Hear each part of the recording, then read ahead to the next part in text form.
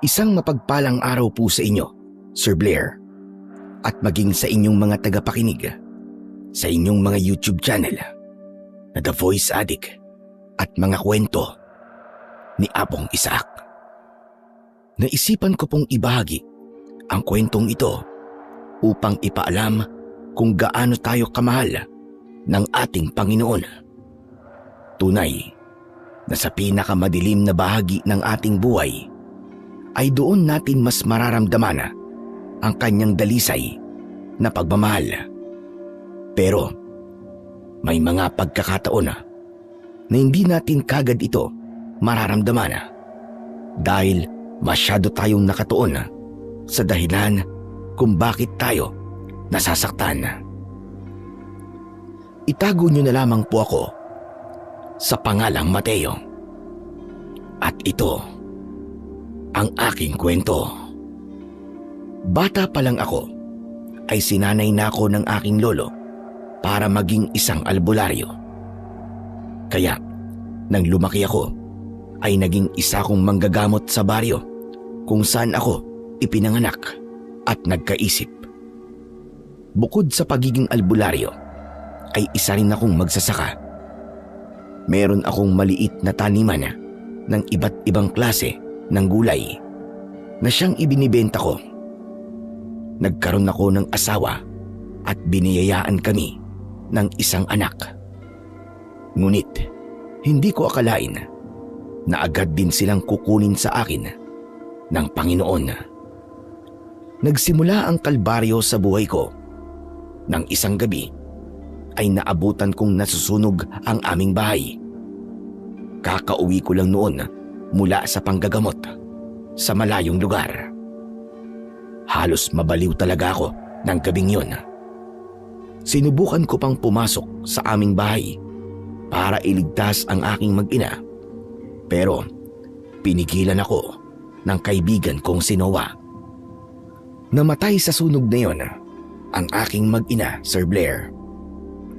Yun ang pinakamasakit na nangyari sa buong buhay ko. Kaya sa araw ng libing nila ay hindi muna ako umalis sa tabi ng kanilang puntod. Nanatili ako roon ng ilang oras. Umiyak ako ng umiyak hanggang sa naubos ang aking luha. Pare, tumayo ka na dyan. Umuwi na tayo. Doon ka na muna sa bahay ko tumuloy. Total, hindi mo na pwedeng tirahan ang bahay niyo eh. Anong klaseng ama ko at asawa, pare? Bakit ko hinayaang mamatay ang mag-ina ko? Wala man lang akong nagawa para iligtas sila. Huwag mong sisihin ang sarili mo, pare. Hindi mo kagustuhan na nangyari sa kanila. Wala kang kontrol sa bagay na yun. At kahit sino sa atin ay walang may kakayahan para pigilan ang nakatakda ng mangyari. Nang gabing masunog ang bahay namin, pare, bago ako umalis, ay sinabi sa akin ng anak ko na huwag akong umalis, pero umalis pa rin ako. Alam mo ba, sabi niya sa akin, Papa, palagi ka na lang nanggagamot. Palagi ka na lamang umaalis. Wala ka ng oras sa amin ni Mama. Tapos nangako ako sa anak ko, nababawi ako sa kanila ng mama niya. Pero paano pa ako makakabawi sa kanila kung wala na sila, pare? Kung nakinig lang sana ako sa anak ko ng gabing yun, baka hindi nasunog ang bahay namin. Sigurado ako na magkakasama pa rin kami hanggang ngayon. Naiintindihan ko ang nararamdaman mo, paring Mateo. Alam ko na hindi mo may iwasang sisihin ang sarili mo sa nangyari. Pero isipin mo na lang na may dahilan ng Diyos kung bakit niya ito hinayaang mangyari. Ano bang dahilan ng Diyos kung bakit kinuha niya kagad sa akin ng asawa at anak ko? Kahit anong isip ang gawin ko, hindi ko maintindihan kung bakit kailangan mangyari ang lahat ng ito. Mahirap mang malaman sa ngayon, pare, ang dahilan. Ay sigurado ko na malalaman mo rin yun sa tamang panahon. Kaya sige na, tumayo ka na dyan, pare. Dumidilim na at baka magkasakit ka pa sa ginagawa mo. Tara na, pare. Inalalayan ako ni Noah na tumayo. Ayoko pa sanang umalis sa sementeryo, pero sinunod ko na lamang si Noah dahil alam ko na hindi niya ako iiwanan doon hanggat hindi ako sumasama sa kanya. Pagdating namin sa bahay niya, ay nakita ko ang asawa ni Noah na si Esther. Naghahain siya ng hapunan at hindi nakaligtas sa akin ang pag-irap niya. Pero wala akong oras para pansinin ang malamig na tingin ni Esther sa akin. Dahil mas nangingibabaw ang labis na kalungkutan ko, pinaupo ako ni Noah at nagsimula na kaming kumain. Halos hindi ko magalaw ang pagkain ko ng sandaling yun.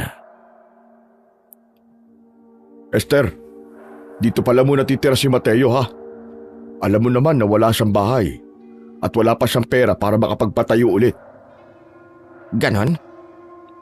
Pero hanggang kailan siya makikituloy dito sa atin? Ipapaalala ko lang sa iyo, Noah. Kulang na kulang sa atin ang kinikita mo sa pagkakarpintero. Kita mo naman, isang gatang ng bigas na lang ang meron tayo ngayon. Ano ka ba naman, Esther? Huwag kang magsalita ng ganyan sa harapan ni Mateo. Abay, nakakahiya ka. Ikaw talaga yung bunganga mo talaga. Mas mabuti pang naririnig niya na ang mga sinasabi ko. Mahirap na nga tayo tapos magdadagdag ka pa rito ng palamunin? Esther, tama na. Bakit ba? Hindi ba tayo natulungan ni Mateo dati? Hindi ba sa tuwing nagkakasakit tayo ay sa kanya tayo lumalapit? Minsan pa nga, kahit wala tayong pambayad ay ayos lang sa kanya. Ano yan? Isinusumbat ba niya yan sa atin? Kung ganon, hindi na pala dapat siya nag-albularyo. Pasensya na kayo kung naging dahilan pa ako ng pagtatalo niyo. Tama naman si Esther, Noah. Magiging pabigat lang ako dito sa inyo. Mas makakabuti para sa akin. At sa lahat, kung aalis na lang ako dito. Uy pare, wag. Dito ka lang. Wag mong pakinggan ang sinasabi niyang asawa kong dragon. Aalis na nga eh. Pinigilan mo pa. Esther ha, itigil mo na yung bibig mo. Wala ka bang puso at ganyan ka magsalita? Namatayan ng asawa at anak si Mateo, tapos nasunugan pa siya ng bahay. Hindi ka ba naaawa sa kanya? Isa pa kaibigan ko siya at bilang kaibigan ay obligasyon ko siyang tulungan. Ipapaalala ko rin sa iyo na ako nagtatrabaho sa pamamahay na to. Kaya ako ang masusunod. At ako? Ano ba ako sa buhay mo? Hindi ba't asawa mo ako? Hindi porke ikaw ang nagtatrabaho, ay ikaw na ang palaging masusunod dito. Hindi naman magtatagal dito si Paring Mateo eh. Basta't maitayo lang ulit ang bahay niya ay aalis na siya rito. Parang awa mo naman, Esther. Tulungan natin si Mateo na makabangon muli. Ay nako, bahala ka na nga sa buhay mo. Kung gusto mong tumira yan dito, ay ayokong magiging pabigat yan ha? Siguraduhin mo na hindi rin yan magdadala rito ng problema. Nang sandaling yon, ay wala akong kagana-ganang magsalita dahil pakiramdam ko ay nakalutang lamang ako. Parang kahit ano ang nangyayari sa paligid ko ay wala na akong pakialam. Para akong nasa ilalim ng tubig at unti-unti akong nalulunod sa labis na kalungkutan at pagluluksa. Sa mga sumunod na araw, ay araw-araw akong nasa sementeryo. Palagi kong kinakausap ang mag-ina ko sa puntod nila na para bang kasama ko pa rin sila. Uuwi lang ako sa bahay ni Noah kapag gusto ko o kaya ay kapag sinusundo na ako ni Noah. Isang umaga, nakaupo ako sa labas ng bahay ni Noah at nakatanaw ako sa kawalan. Maya-maya pa ay dumating si Noah at Esther. Galing sila sa palengke. Napansin ko na para bang nagtatalo sila. Naunang lumapit sa akin si Esther. Magsasalita sana siya, pero biglang tinakpan ni Noah ang bibig niya. Galit na inalis ni Esther ang kamay ni Noah. Ano ba, Noah? Huwag mo nga akong pinipigilan. Pwede ba pag-usapan muna natin to? Hindi yung basta ka na lamang gumagawa ng desisyon na makakasakit ka sa ibang tao. Malalaman din naman ito ni Mateo. Kaya mas mabuti lang sa atin na manggaling ang dapat niyang marinig. Teka, sandali. Ano bang dapat ko malaman? Pare, huwag mo nang intindihin tong asawa ko. Mainit lang ang ulo niya kasi hindi siya nakatawad dun sa tindera ng karne ng baboy eh. Manahimik ka nga. Hoy, ikaw Mateo. Alam mo na ba ang sinasabi ng mga tao tungkol sa'yo, ha? Esther, tama na sabi. Ano ka ba? Hayaan mo magsalita si Esther, pare. Ano ba sinasabi ng mga tao tungkol sa akin, Esther? Ang sabi nila, malas ka. At kasalanan mo kung bakit namatay ang mag-ina mo. Alam mo, napakabait ng asawa mo at magkaibigan kaming dalawa. Bakit kasi mas inuno mo pa ang panggagamot mo kesa sa mag-ina mo? Alam ko ang bagay na yan. Alam kong kasalanan ko kung bakit sila namatay. Araw-araw kong sinisisi ang sarili ko sa nangyari. Dahil alam ko na may magagawa sana ako para pigilan ang pagkamatay nila. Pero wala akong ginawa. Hindi totoo yan, pare. Huwag ka makikinig sa mga sinasabi ng mga tao. Wala kang kasalanan sa nangyari. Hindi mo yung kagustuhan, pare. Sige, konsintihin mo yung kaibigan mo. Hindi yan matututo, kundi niya malalaman ang kanyang pagkakamali. Nako, kundi lang talaga masamang magpalayas, ay pinalayas ko na yan. Mabigat ang mga akbang na pumasok si Esther sa bahay nila. Mula sa kusina ay dinig namin ang pagdadabog niya. Malakas niyang binabagsak ang mga kaldero at iba pang mga gamit sa pagluluto. Pare, huwag mo na lang intindihin ang mga sinabi ni Esther, ha? Hindi totoo yun, pare. Pero totoo ba? Nagaling yun sa mga tao? Nakasalanan ko daw kung bakit namatay ang mag-ina ko. Oo eh. Ito kasing si Esther eh. Napachismis sa palengke. Tapos yung mga chismosang tindera doon ay alam pala na dito ka nakatira. Ayun. Pinag-usapan ka na nila. At sinabi na nga yun ng mga tindera. At sabi nila, halos lahat ng tao rito ay ganun ang opinyon. Pasensya ka na pare. Alam ko masakit itong mga sinabi ko. Pero sa tingin ko, tama si Esther. Na dapat ay alam mo kung anong sinasabi ng mga tao tungkol sa'yo. Pero hindi naman totoo yun eh. Hindi mo sila kailangang intindihin, pare. Hindi na ako nagsalita at muli akong tumitig sa kawalan. Wala akong galit na naramdaman para sa mga tao sa aming baryo. Nang panahon kasing yun ay ganun din ang aking paniniwala na baka nga kasalanan ko kung bakit namatay ang aking asawa at anak. Simula noon ay madalas ko nang naririnig na pinag-uusapan ako ng mga tao sa umpukan. Kapag dumadaan ako, ay kakaiba ang tingin nila sa akin na para bang isa akong kriminala. Tinanggap ko ang lahat ng yun dahil naniniwala ako na totoo ang paratang nila sa akin. Isang umaga, pagkatapos ng almusal, ay lumabas ako ng bahay at umupo ako sa labas. Nagpaalam sa akin si Noah na aalis siya dahil meron siyang trabaho. Habang mag-isa akong nakaupo, ay lumapit sa akin si Esther at namimewang siya. Aba, ang sarap naman ng buhay ng senyorito namin dito sa bahay. May mga hugasan po sa lababo. Baka gusto niyo naman pong hugasan. Nasasanay ka nang wala ka na ritong ginagawa ah. Pasensya ka na, Esther. Wala kasi talaga akong ganang kumilos dahil sa pagkawala ng asawa at anak ko. Ipapaalam ko lang sa'yo na kahit kaibigan ka ng asawa ko at siyang kumakayod sa pamamahay na to, ay hindi pwedeng libre ang paninirahan mo dito. Kung wala kang pagkakakitaan ngayon, ay kumilos-kilos ka naman dito. Sige, ako na maghuhugas ng mga pinagkainan natin. Yan! Ganyan nga! Galaw-galaw para may pakinabang ka naman kahit papano. Tahimik akong pumasok sa loob ng bahay para hugasan ang mga pinagkainan na nasa lababo. Pagkatapos ko ron, ay nagsibak naman ako ng mga kahoy na panggatong. Dahil ayokong marinig na nagbubunga si Esther, ay ginawa ko na lang ang lahat ng kailangan gawin sa bahay nila. Nang masiguro kong ayos na ang lahat, ay naisipan kong magtungo sa taniman ko ng gulay. Habang naglalakad ay napansin ko ang tingin ng mga tao. May iba na nagbulungan pa at siguradong ako ang kanilang pinag-uusapan. Bago ako makarating sa mismong taniman ay nakita ko muna ang natira sa bahay namin na nasunog. Mas tumindi ang sakit na naramdaman ko nang maalala ko ang gabi kung kailan umuwi ako na nasusunog ang aming bahay habang nasa loob ang aking mag-ina.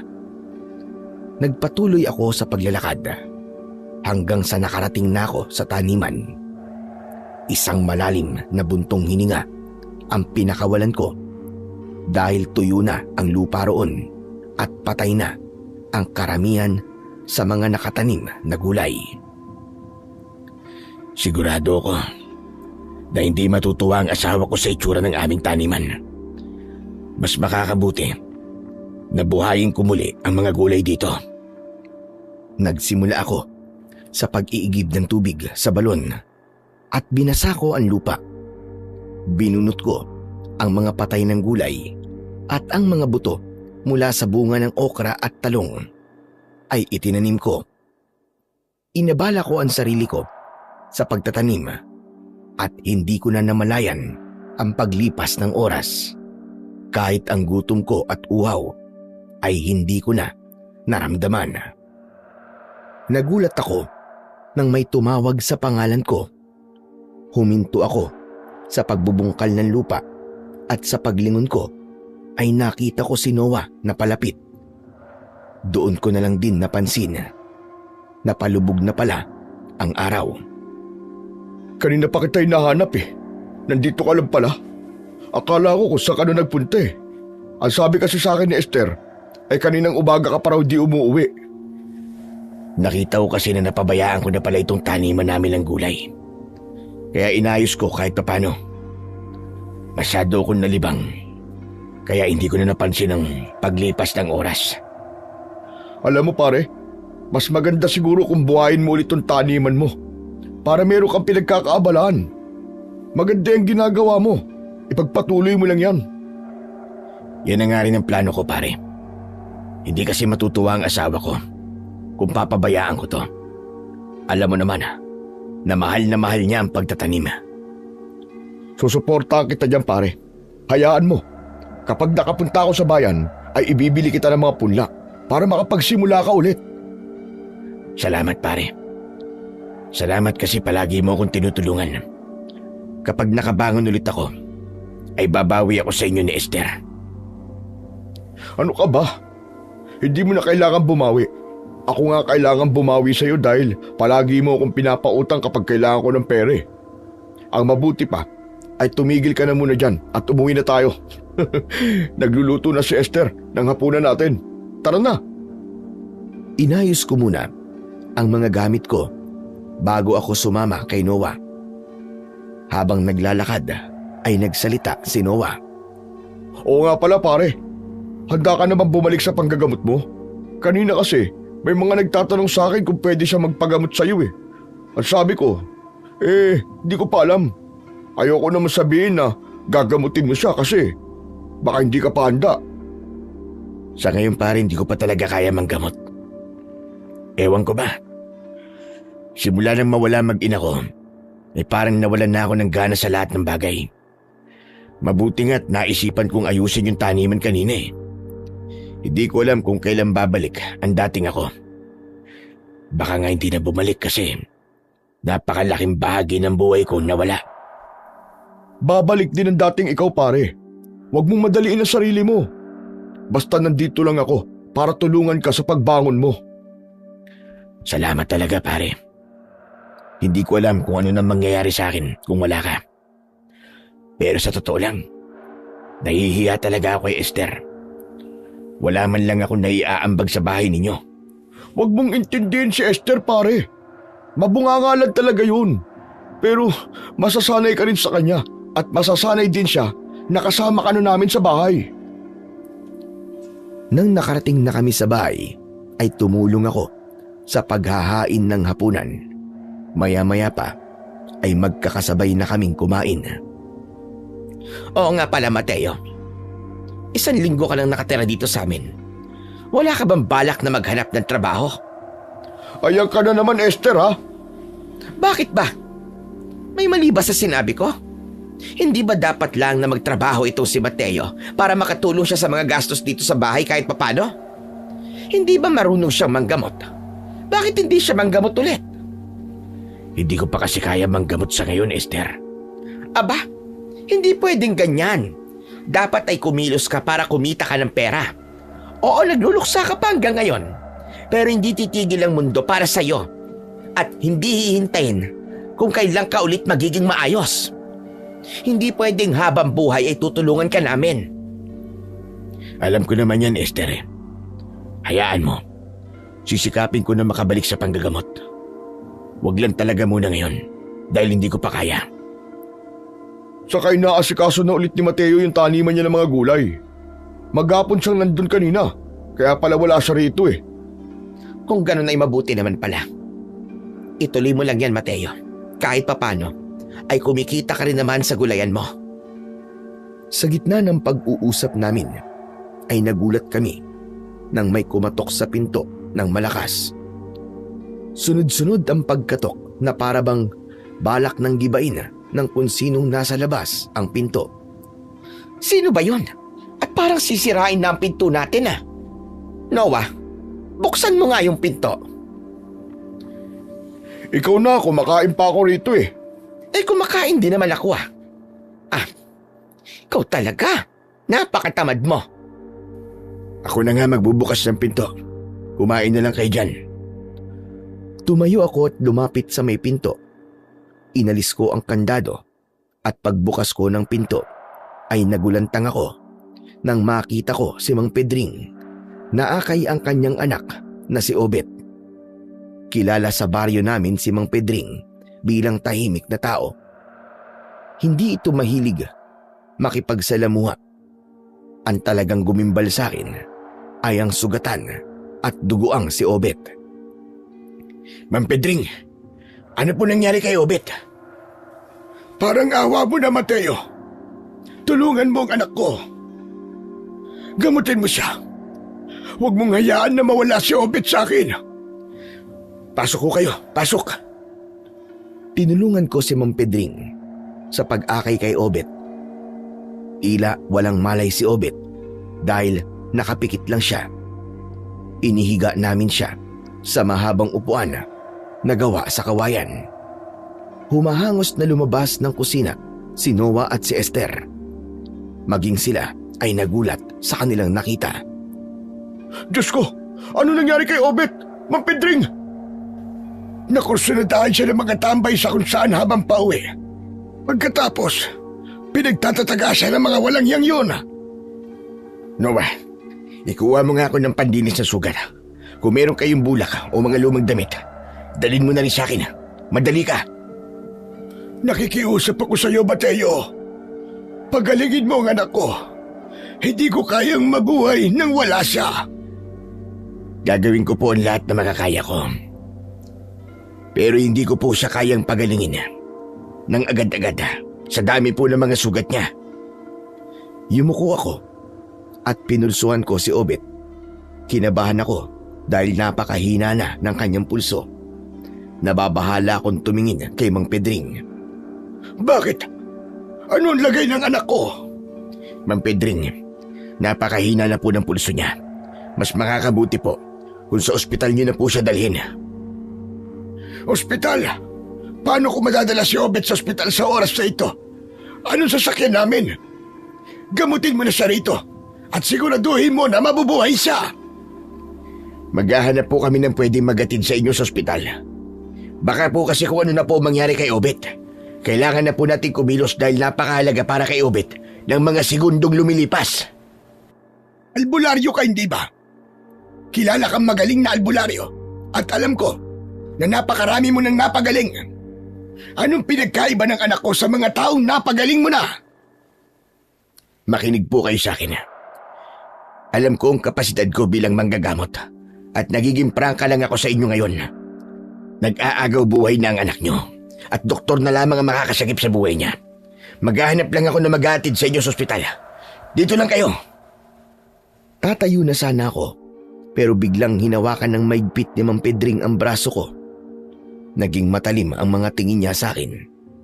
Hindi ko kinaya ang paraan ng tingin niya sa akin, kaya dumako ang mga mata ko kina Esther at Noah. Gusto kong magpasaklolo sa kanila sa pagpapaliwanag kay Mang Pedring, pero tila maging sila ay hindi alam ang sasabihin. Muli akong tumingin kay Mang Pedring.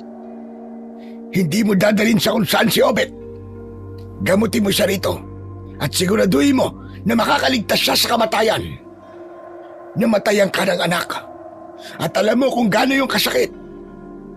Huwag mong hayaan na maramdaman ko ang ganong klaseng sakit, Mateo. Kaya nga po sinasabi ko na dalhin na natin sa ospital si Obet para siya'y mabuhay pa. Kung kaya ko pa siyang gamutin ngayon, ay gagawin ko yun. Pero hindi na po talaga. Mang Pedring, nagsasayang lang tayo ng oras sa ginagawa nating pag-uusap. Hayaan niyo na lang po kung maghanap na maghatid sa inyo sa ospital. Makinig po kayo sa akin. Ikaw ang makinig sa akin, Mateo. Gamutin mo rito si Obet. Binitiwan ako ni Mang Pedring. Tumayo siya at kinuha niya kay Noah ang gamit sa paglinis ng sugat at inabot niya yon sa akin. Ipinilit niya pa rin na gamutin ko ang anak niya. Hindi nawala ang kaba ko ng oras na yon. Sigurado ko na kapag hindi nadala sa ospital si Obet ay maaaring ikamatay niya yon. Pero sinunod ko na lang ang gusto ni Mang Pedring. Bumalik ako sa tabi ni Obet. Napamaang ako nang napansin ko na tila hindi na siya humihinga. Muli kong pinulsuan si Obet at nanlamig ako nang nalaman kong wala na siyang pulso. Siniguro ko pa yon at inilapat ko ang tenga ko sa tapat ng puso niya. Mang Pedring, ikinalulungkot ko. Pero wala na si Obet. Patay na po siya. Hindi! Hindi pwedeng mamatay ang anak ko! Buhayin mo siya, Mateo! Buhayin mo ang anak ko! Ikinalulungkot ko. Pero wala na po akong magagawa. Tinabig ako ni Mang Pedring at niyakap niya ang walang buhay na katawan ni Obet. Humagulgol siya at pilit niyang ginigising ang kanyang anak. Wala na kaming nagawa ni Noah at Esther, kundi panoorin ang pagdadalamhati ni Mang Pedring. Awang-awa ako sa kanya dahil alam ko kung gaano kasakit ang mamatayan ng mahal sa buhay. Mag-isang binuhat ni Mang Pedring ang katawan ni Obet pauwi sa bahay nito. Sinubukan namin siyang tulungan ni Noah pero tumanggi siya at nagalit pa siya sa amin. Kahit naaawa kami sa kanya, ay hinayaan na lang namin siya sa gusto niya. Kahit alam ko na wala akong kasalanan sa pagkamatay ni Obet, ay hindi ko maiwasang sisihin ang sarili ko. Bakit kasi hindi pa nakinig si Mang Pedring sa'yo eh?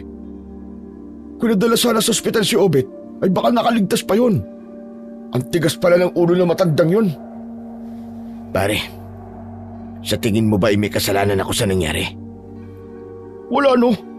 Nagpakatotoo ko lang naman sa kanya na hindi mo kayang pagalingin si Obet.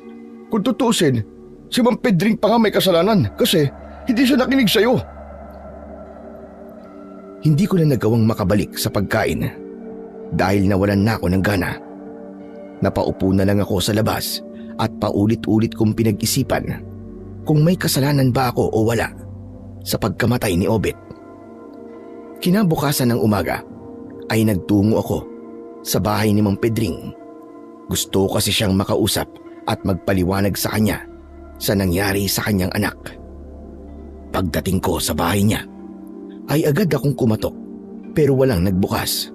Nagtungo ako sa likod ng bahay at doon ko nakita si Mang Pedring. May pala sa paanan niya at nakatingin siya sa isang parte ng lupa na halatang hinukay at tinabunan. Alam ko na si Obet ang nakalibing doon. Bagsak ang balikat na nilapitan ko si Mang Pedring.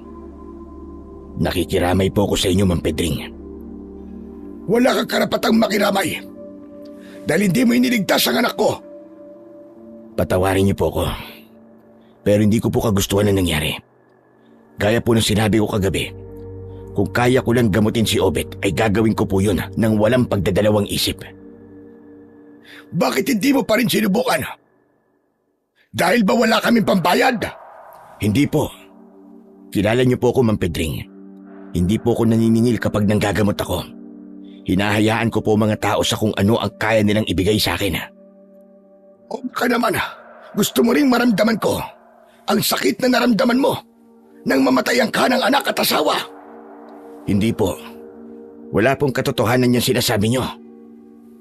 Alam mo ba na napakaliit na ng tingin ko sa iyo ngayon, Mateo? Ang buong akala ko ay mabuti kang tao. Pero nagkamali ako. Sinadya mong huwag gamutin ang anak ko para mamatay siya. Maniwala po kayo sa akin, Mang Pedring. Hindi ko po gusto ang nangyari. Pero hindi po ako Diyos. Hindi po lahat na may sakit o lalapit sa akin para magpagamot ay mapapagaling ko. Hindi ko po kayang buhayin ng patay. Dahil kung kaya ko lang ay matagal ko nang binuhay ang mag-ina ko. Kahit anong sabihin mo, ay hindi ko na paniniwalaan pa.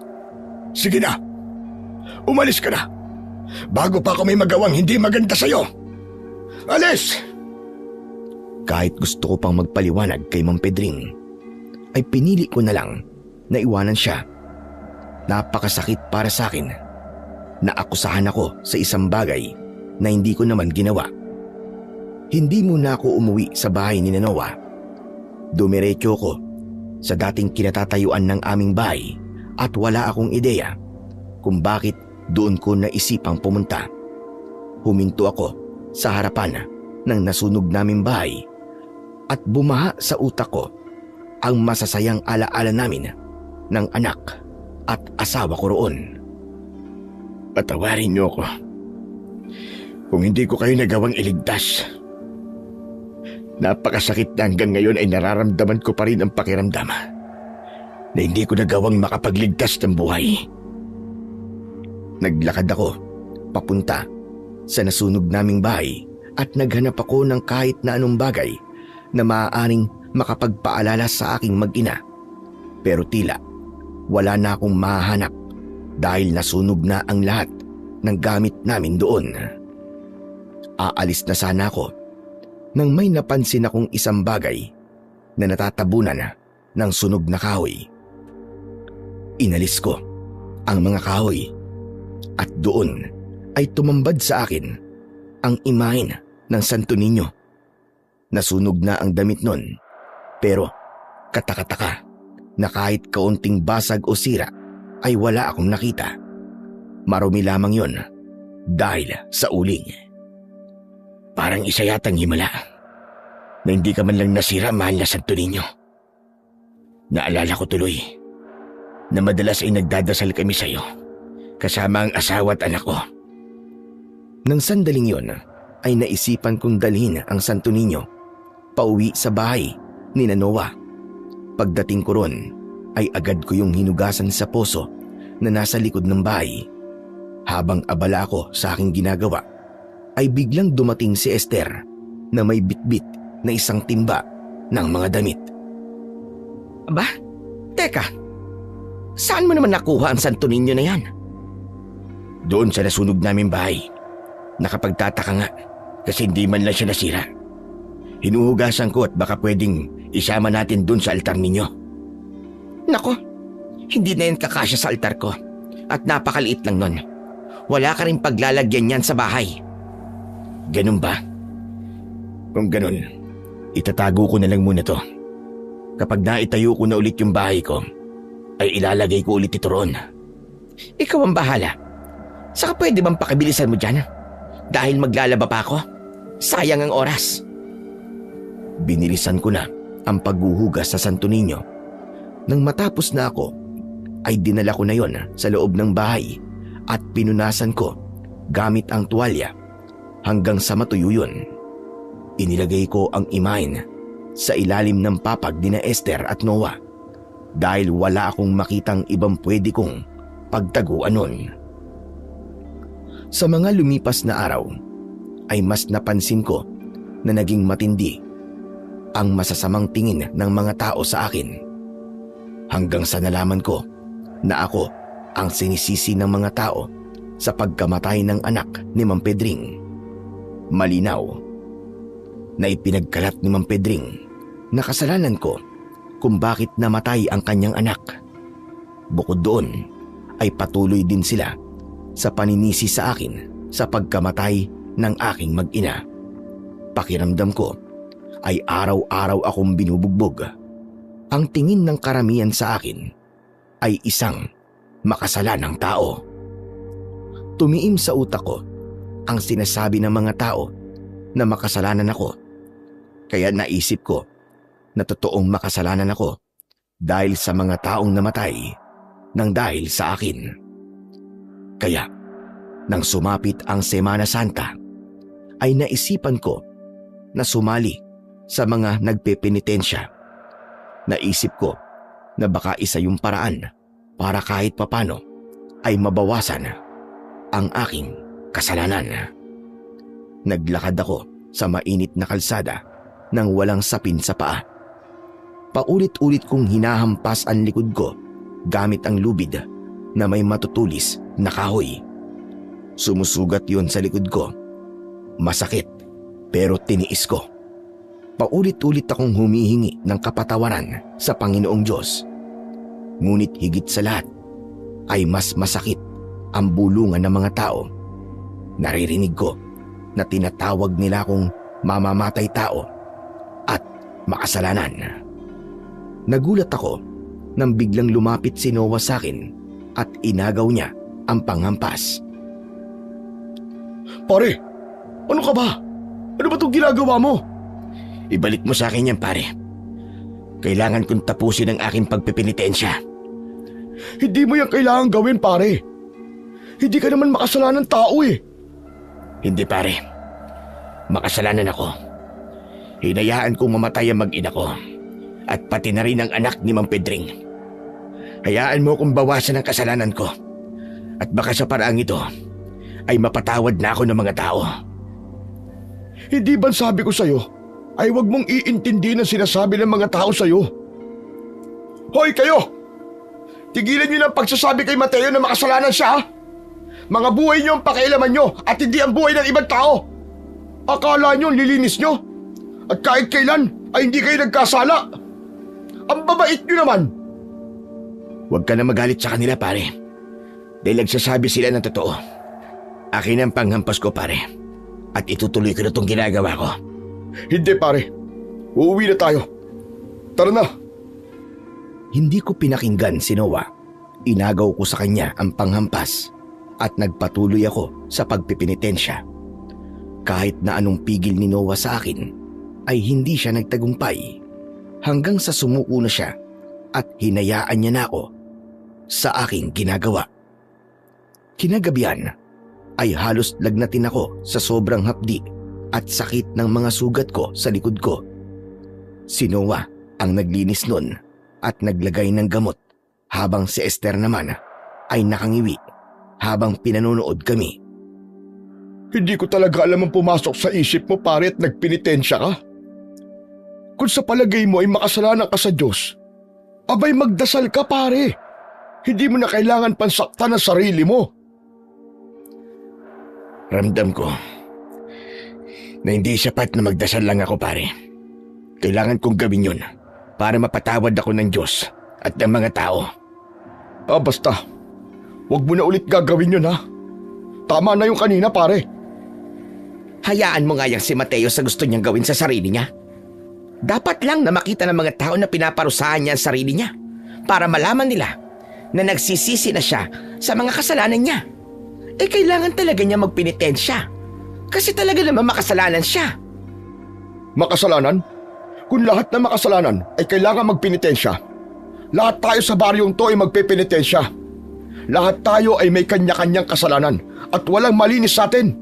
Hindi mo ba binabasa ang Biblia dyan sa altar natin, Esther? O nilagay mo lang yan doon para pan-display? Nakalagay sa Biblia na huwag niyong husgahan ng iba para hindi rin kayo husgahan ng Panginoon. Sapagkat kung paano niyo hinuhusgahan ang inyong kapwa, ay ganun din kayo huhusgahan ng Diyos. Ewan ko sa'yo. Palagi mo nalang kinakampihan niyang kaibigan mo. Ano kaya kung si Mateo na lang ang asawahin mo? Itinatama ko lang ang mga baluktot mong pag-iisip, Esther. Masyado ka kasi nagpapadala sa mga sinasabi ng mga tao. Kumbaga nakikisabay ka sa uso. Kaya kung husgahan ng marami si Mateo, ay hinuhusgahan mo na rin siya. Wala kang sariling pag-iisip, alam mo ba yon? Hoy Noah, grabe ang bunganga mo sa akin ha. Mas grabe ang bunganga mo. Parang awa nyo na, tama na. Huwag na kayo mag-away. Hindi dapat kayo nag-aaway ng dahil sa akin. Pare, salamat sa pag-aalala mo sa akin. Pero tama rin si Esther. Hayaan mo kong gawin ang pagpipinitensya. Dahil ito lamang ang paraan na nakikita ko para mabawasan ang mga kasalanan ko. At huwag ka mag-alala. Dahil kaya kong sarili ko, pare. Handa akong pagdaanan ng lahat ng klase ng sakit para lang maging katanggap-tanggap ako sa mata ng mga tao at ng Diyos. Hindi na ako kinontra pa ni Noah sa sinabi ko na yon. Tila naramdaman niya na buo ang loob ko na pahirapan ang aking sarili para kahit papano ay mabawasan ang aking kasalanan. Wala man akong ideya na kung totoo na nakakabawas ng kasalanan ang pagpipinitensya, ay nais ko pa rin yung gawin para ipakita sa mga tao na labis akong nagsisisi sa aking mga nagawang pagkakasala. Kinabukasan ay Biyernes Santo na. Isa ako sa nagpresentang magpapako sa krus. Mabigat ang krus na pasan ko sa balikat. Pakiramdam ko, sa bawat takbang ko ay mas lalo iyong bumibigat. Naririnig ko ang bulungan ng mga tao sa paligid. Hindi ko sila kayang tignan. Nakayuko lang ako at nakatuon ang aking atensyon sa paglalakad na parabang yun na lang ang natitira kong kayang gawin. Hanggang sa lumapit sa akin si Noah. Pare, tama na. Hindi mo yan kailangang gawin. Huwag mo nang pahirapan ang sarili mo. Hayaan mo lang ako, pare. Gusto kong gawin to. Hayaan mo akong tapusin ito. Mas hinigpitan ko ang kapit ko sa krus at pilit na itinutulak ang sarili ko pasulong. Ngunit hindi na kinaya ng katawan ko. Nadapa ako at sabay kaming bumagsak ng krus sa lupa. Napadaing ako sa sakit.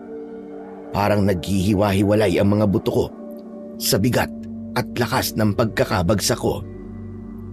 Dahan-dahan akong bumangon at muli kong binuhat ang krus hanggang sa nakarating na ako sa lugar kung saan ako ipapako kasama ng 2 pang lalaki na nagbuhat ng mabigat na krus.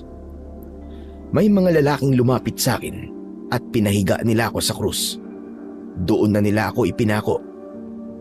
At habang ginagawa nila yon, ay tiniis ko ang sakit. Sunod nilang ipinako ang mga paa ko. Itinali nila ang mga kamay at paa ko bilang suporta sa akin.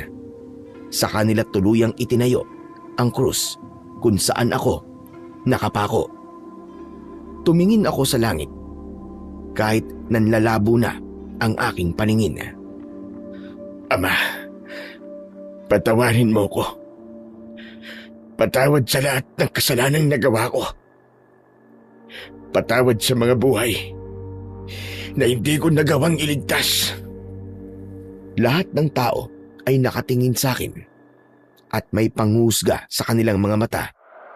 Tinanggap ko ang lahat ng iyon dahil naniniwala ako na nararapat lamang sa kagaya kong makasalanan ang ganung uri ng pagtrato. Nang sumunod na araw ay nagkaroon ako ng napakataas na lagnat Pero kahit masama ang aking pakiramdam, ay mas pinili ko pa ring magtungo sa taniman ko ng mga gulay para magdilig at magbungkal ng lupa. Pagdating ko roon ay isang batang lalaki na nakasuot ng malaking damit ang nahuli kong kumakain ng hilaw na talong. Nagmamadali akong lumapit sa kanya at bumakas ang takot sa mukha niya pagkakita sa akin. Sa tansya ko ay nasa 8 taong gulang pa lamang siya. Hoy, bakit mo kinakain ng mga talong dito, ha? Ano bang tingin mo sa sarili mo, Ibon? Pasensya na po. Gutom na po kasi ako. Kaya kahit tilaw, kinakain ko na. Sinungaling. Siguro magdanakaw ka rito ng mga pananim ko, no? Hindi po. Huwag naman po kayong manghusga kagad. Nagugutom lang po talaga ako. Wala po akong balak na magnakaw. Hindi pa ba pagdanakaw ang ginagawa mo? Saan ka ba nakatira, ha? Iuwi kita sa inyo para makausap ko ang mga magulang mo. Wala na po akong mga magulang eh. Ang totoo nga po niyan ay wala rin po akong bahay. Kung saan-saan lang po ako natutulog. Hindi ako naniniwala sa'yo. Kitang-kita ko sa mga mata mo na hindi ka nagsasabi ng totoo. Kailangan ko makausap ang mga magulang mo para malaman nila itong ginagawa mo. Halika. Sumama ka sa akin. Saan niyo po ako dadalhin? Malalaman mo rin. Tara, sumama ka sa akin. Hinawakan ko sa braso ang bata at umalis kami sa taniman ng mga gulay. Nagtungo kami sa barangay hall at kinausap ko ang aming kapitana. Tinanong ko sa kanya kung kilala ba niya ang bata. Ayon sa aming barangay captain, ay noon lamang niya nakita ang batang yon at wala siyang ideya kung kanino yung anak.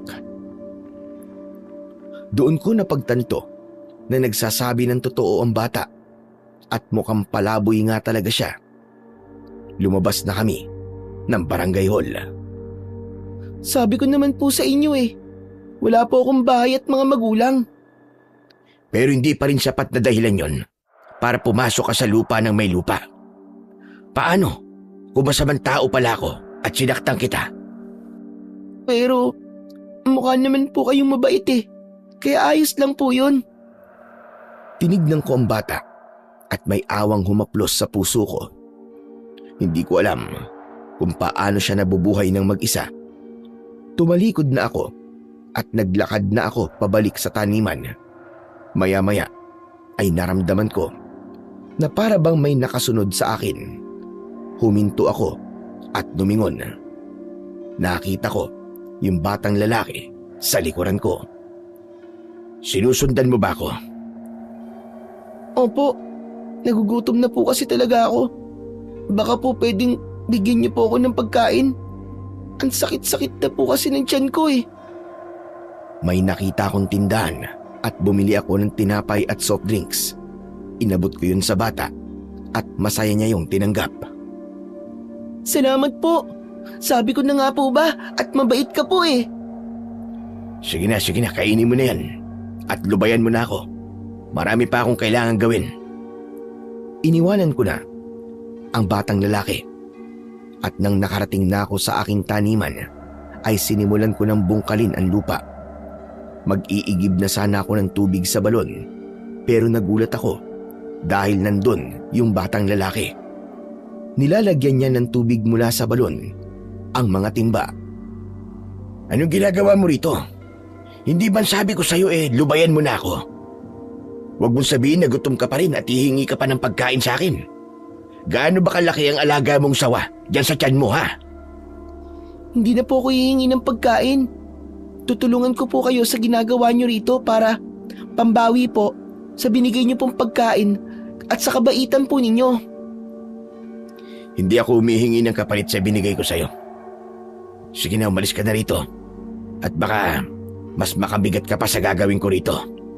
Huwag po kayong mag-alala. Kasi sanay po ako sa mabibigat na gawain. Hayaan nyo na lang po akong makabawi sa inyo. Magsasalita pa sana ako. Pero biglang binuhat ng bata ang isang timba at dinala niya yon sa taniman ng mga gulay nagsimula na siyang diligan ang mga pananim ko. Itigil mo na nga yung ginagawa mo. Hindi ko sinabing magdilig ka dyan. Pero ito naman po talaga ang gagawin nyo, di ba? Hayaan nyo na lang po akong tulungan kayo. Kasi tinulungan nyo rin po ako kanina. Bakit po? Hindi po ba kayo sanay na kayo po ang tinutulungan? Kayo po ba ang palaging tumutulong? At kapag sa tingin nyo ay hindi sapat ang tulong nyo, ay parang kayo pa po may kasalanan, ganun po ba? Ano sinabi mo? Bakit kung makapagsalita ka parang alam mong kwento ng buhay ko? Wala naman po. Hinulaan ko lang po base sa mga kilos at sa mga sinasabi nyo sa akin. Ngumiti ang batang lalaki sa akin at natigilan ako. Hinayaan ko na siyang gawin kung ano ang gusto niya. Pagkatapos niyang magdilig, ay inakala kong aalis na siya.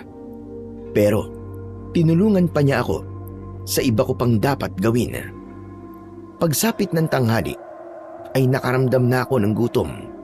Lumapit ako sa batang lalaki na abala sa pagbubungkal ng lupa. Tama na yan. Masyado na masakit sa balat ang sikat ng araw. Uuwi na po ba kayo? Oo, ikaw ba? Saan ka na pupunta? Hindi ko pa po alam eh. Bahala na po. Baka po mamalimos na lang po ako para meron po akong pambili ng pagkain. Teka, ano nga ba ang pangalan mo? Ako po si Nathaniel. Kayo po, ano pong pangalan nyo? Mateo. Tinitigan ko ng mabuti si Nathaniel. Kahit ilang oras ko pa lang siyang nakakasama, ay ramdam ko na isa siyang mabuting bata. Inisip ko ang mga pwedeng mangyari sa kanya kung patuloy siyang magiging palaboy.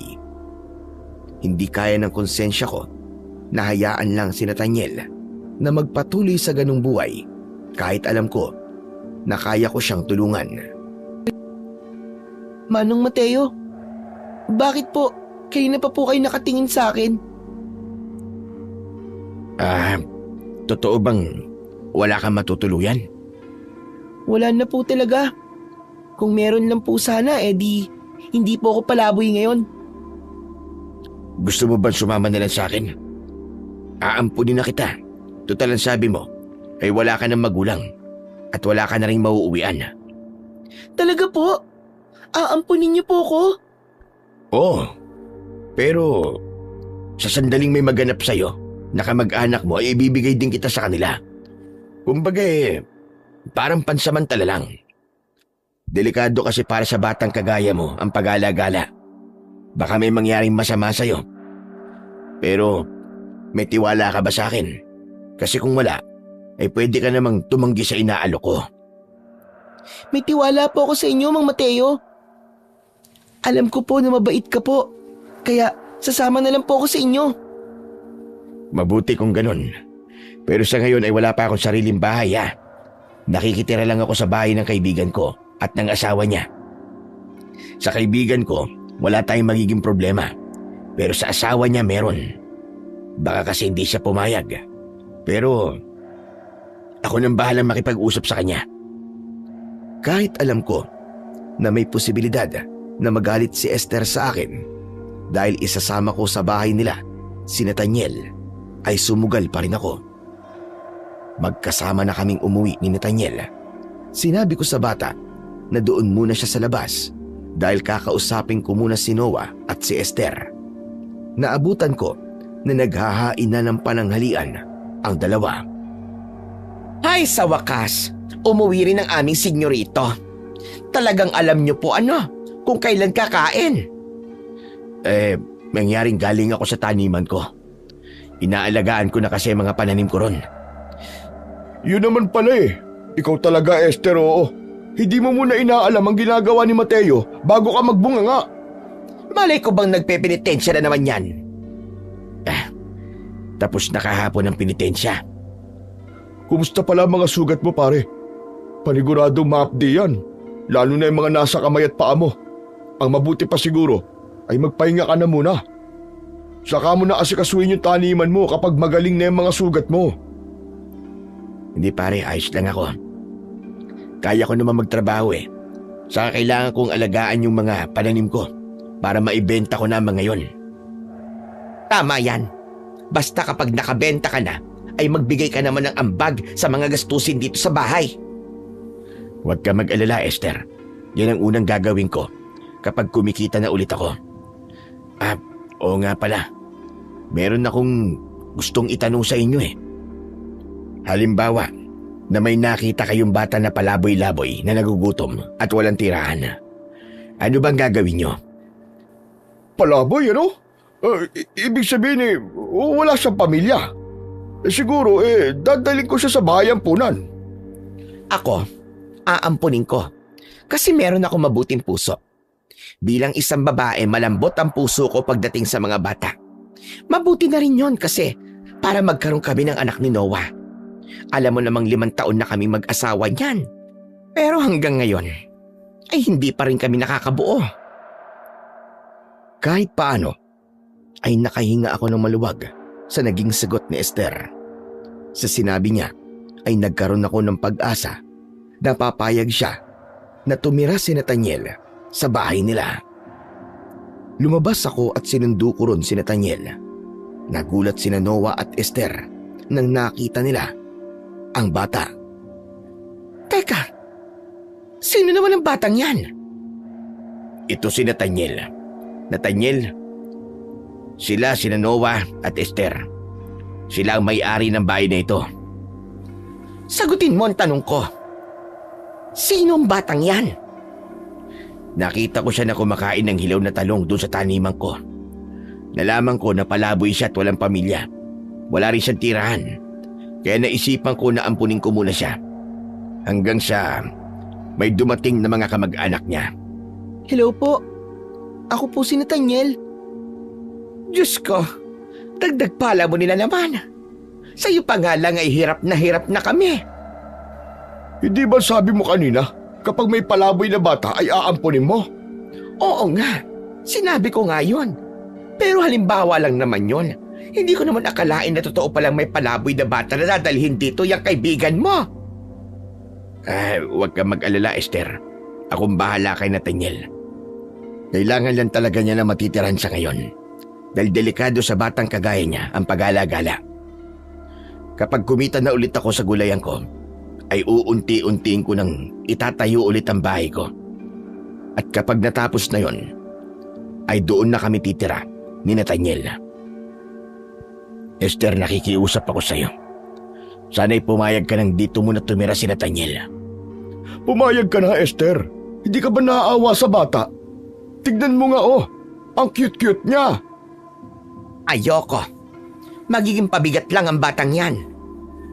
Pangako po, hindi po ako magiging pabigat. Marunong po ako sa mga gawaing bahay. Saka wag po kayong palaging nagagalit, Aling Esther. Wag po kayong palaging nakasimangot. Alam niyo po ba, na nakakatanda po kagad ng itsura kapag galit ka palagi at laging nakalamukot ang mukha niyo? Sayang naman po ang ganda niyo. Ano? Talaga ba? Maganda ako? Aba, oo naman po. Mukhang mabait naman bata pala itong si Nathaniel eh. Pero may pagkasinungaling ng kaunti. Hoy, narinig ko sinabi mo ha? Para sabihin ko sa'yo, hindi nagsisinungaling ang mga bata. Kaya kung sinabi ni Nathaniel na maganda ako, ay talagang maganda ako. Ano, Esther? Pumapayag ka na bang dito muna si Nathaniel? Hay nako, ano pa nga bang magagawa ko? Sinabihan niya na ako na maganda. O sige, payag na ako. Pero siguraduhin mo lang na hindi yan magdadala ng problema dito. Pinapangako ko, Esther. Ako ang bahala sa kanya. Maraming salamat ha. Nang tingnan ko si Nathaniel, ay isang matamis na ngiti ang kanyang pinakawalan. Hindi man kita sa aking muka, pero napakasaya ko dahil pumayag sina Noah at Esther na tumira si Nathaniel kasama namin. Dahil kasi ron ay masisiguro ko na ang kaligtasan ng bata at hindi niya na kailangang magpagala-gala. Simula noon ay araw-araw na kaming magkasama ni Nathaniel. Palagi niya akong tinutulungan sa taniman ng gulay at kapag nasa bahay naman siya ay tumutulong siya kay Esther sa mga gawaing bahay. Dahil wala siyang kahit na anong damit, ay palagi niyang suot ang mga lumang damit ni Noah. Isang umaga, pagkatapos naming mag-almusal, ay naglakad na kami ni Nathaniel papunta sa taniman. Habang naglalakad, ay kapansin-pansin ang masamang tingin ng mga tao sa akin. Alam ko na marami pa ring tao na ang tingin sa akin ay makasalanan. Mang Mateo, bakit po parang ansama po ng tingin ng mga tao sa inyo? May nagawa po ba kayong masama rito? Hindi mo na kailangan malaman. Masyado ka pang bata para maintindihan ng lahat. Eh di, subukan niyo pong sabihin sa akin. Malay niyo po, maintindihan ko po. Okay, sige. Sasabihin ko na sa'yo. Namatay kasi sa sunog ang mag-ina ko. At ang tingin ng mga tao ay kasalanan ko kung bakit hindi sila nakaligtas. Tapos, may isang matandang lalaki na lumapit sa akin para humingi ng tulong. Gusto niyang gamutin ko ang anak niyang naghihingalo, pero namatay ang anak niya. Alam ko na ipinagkalat ng matandang lalaking yon na kasalanan ko kung bakit namatay ang anak niya. Kaya ang tingin sa akin ng mga tao ay makasalanan ako. Ibig po palang sabihin, ay isa po kayong albularyo? Tama po ba? Ganun nga. Pero sa ngayon ay tumigil na muna ako sa panggagamot dahil pakiramdam ko ay hindi ko pa kaya. Isa pa sa nangyayari ngayon ay alam ko na wala nang may tiwala na magpagamot pa sa akin. Pero, bago po mangyari ang lahat ng mga sinabi niyo kanina, sigurado po ako na marami po kayong natulungan tao. Bakit po nakalimutan na kagad nila yung mga nagawa niyong maganda sa kanila? Ganyan na nga yata talaga ang buhay nating mga tao. Kapag nagkamali ka, ay mabubura na ang lahat ng mabubuting nagawa mo. Pero naiintindihan ko naman ng mga tao kung bakit ganun ang tingin nila sa akin. Para kasi sa akin, ay makasalanan talaga ako. Napahinto ako sa paglalakad nang nakita ko si Mang Pedring sa unahan habang may buhat na isang sako. Sa palagay ko ay uling ang laman ng sako dahil pag-uuling ang kanyang pinagkakakitaan. Nagmamadali kong nilapitan si Mang Pedring at agad na naging matalim ang mga tingin niya sa akin. Ibinaba niya ang sako at halatang pagod na siya. Tulungan na ho kita sa pagbubuhat niyan, Mang Pedring. Sinabi ko bang tulungan mo ko? Mang Pedring naman, hayaan niyo na po akong tulungan kayo. Alam ko po na nabibigatan na po kayo sa dala niyo. Malayo pa po rito ang bahay niyo eh. Nung kailangan ko ang tulong mo, hindi mo ko tinulungan. Tapos ngayon, bigla kang mag-aalok ng tulong. Nagpapatawa ka ba? Humihingi po ulit ako ng tawad sa inyo. Pero sana po ay maunawaan niyo na hindi ko po kagustuhan ang nangyari sa anak niyo. Kung meron lang po sana akong magagawa para mabuhay pa siya, ay ginawa ko na. May magagawa ka nun, pero hindi mo ginawa. At anong akala mo? Mababawasan ang kasalanan mo nung nagpenitensya ka. Habang buhay ka ng magiging makasalanan. At ito ang tandaan mo. Pagsisisihan mo ang ginawa mong pagpatay sa anak ko. Tandaan mo yan. Napatda ako sa sinabing yon ni Mang Pedring. Malinaw kasi na isa yung pagbabanta. Binuhat niya uli ang sako at saka siya naglakad palayo. Bagsak ang balikat na nagtungo ako sa taniman ng gulay. Pakiramdam ko ay wala akong ganang kumilos ng oras na yon. Kaya naupo lang ako sa katawan ng isang nakatumbang puno. Hinayaan ko si Nathaniel na mag-isang magtabas ng damo. Maya-maya ay tumakbo si Nathaniel palapit sa akin at napansin ko na may dala siyang isang mahabang bagay na para bang baging pero kulay itim yun. Magdahan-dahan ka nga at baka mamaya niyan madapa ka.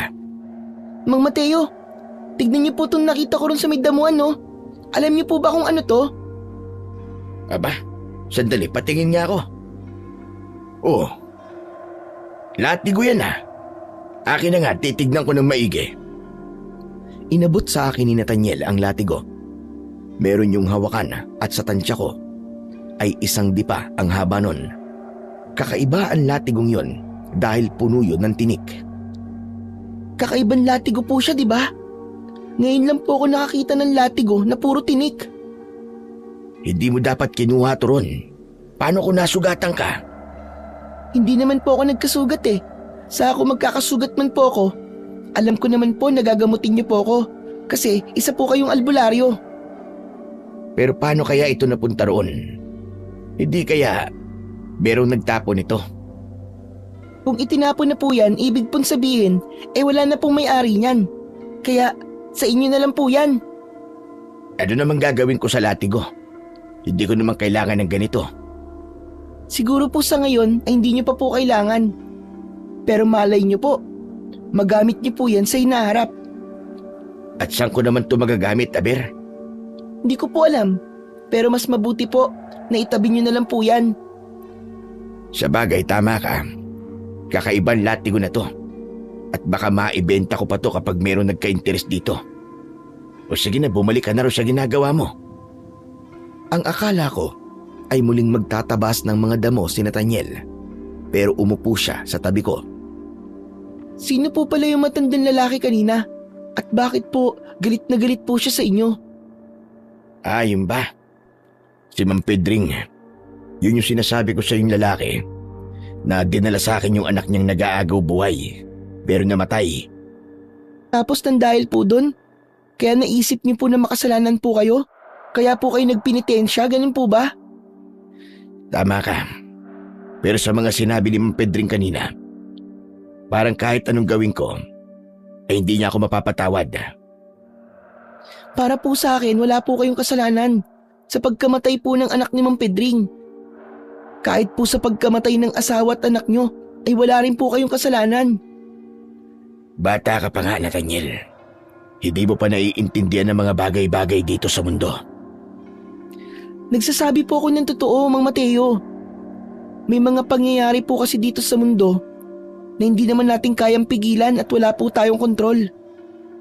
Kapag po nakatakda ng mangyari ang isang bagay, ay wala na po tayong magagawa para pigilan yon. Kagaya na lamang po ng kamatayan. Kung magsalita ka parang hindi ka na bata, marami ka na bang napagdaanan sa buhay? At para kang matanda ko magsalita? Naku, marami na po talaga. At ang mga naranasan ko po sa buhay ko, ang dahilan kung bakit ganito po ako magsalita. Alam mo, naaawa talaga ako sa'yo. Kaya kita inampun eh. Huwag ka mag-alala. Dahil hindi mo na mararanasan yung mga hirap na nangyari sa'yo habang kasama mo ko. Ang mabuti pa ay magtrabaho na muna tayo para matapos na tayo rito. Nauna na akong tumayo para simulan ang mga dapat naming gawin sa taniman. Ngunit kahit abala na ako sa mga gawain, ay hindi naalis sa utak ko ang mga sinabi sa akin ni Nathaniel. Kinagabihan, magkatabi kaming nakahiga ni Nathaniel sa sahig na may latag na banig at hindi ako makatulog. Laman ng isip ko ang mga nangyari sa buhay ko simula nang mamatay ang aking mag-ina. Maya-maya ay may narinig akong kaluskos sa labas ng bahay. Napapitlag ako nang may kumatok sa pinto.